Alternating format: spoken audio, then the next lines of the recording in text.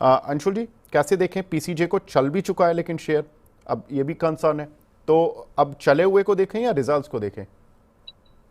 देखिए, रिजल्ट्स को देखना चाहिए, क्योंकि अगर रिजल्ट इसी तरह से कंटिन्यू रह गए तो ये स्टॉक वापस से अपना ऑल टाइम हाई जो 700 के आसपास था, सॉरी 500 550 के आसपास था, उसको आराम से टेस्ट कर सकता है। मैं एक चीज नोट कराता हूँ आपको। सेल्स देखिए, पिछले 2 क्वार्टर में 40 करोड़ 48 करोड़ थी। करंट क्वार्टर में जो अभी रिजल्ट आया है 401 करोड़ थी।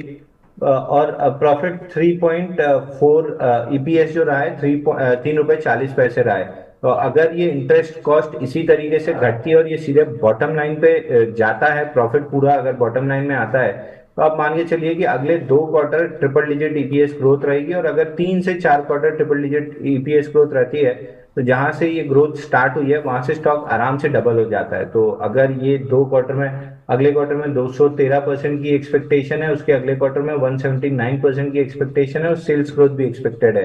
तो अगर जिस हिसाब से रिजल्ट्स एक्सपेक्टेड है आ जाते हैं, तो मान के चलिए कि स्टॉक बहुत आराम से यहाँ से डबल हो सकता है। तो इंटरमीडिएट थोड़ा सा करेक्शन रहेगा, क्योंकि रिजल्ट्स क्वार्टर ऑन क्वार्टर 3 महीने में आते हैं। तो ऐसा नहीं कि स्टॉक नहीं ट्रेड करेगा, स्टॉक रोज ट्रेड करता है। तो मिडवे करेक्शंस रह सकते हैं, बट ओवरऑल जो एक्सपेक्टेशन है अगर मीट होती है, तो कहीं भी 380 400 रुपए के टारगेट मिल सकते हैं स्टॉक में। हम काफी बुलिश हैं इसमें।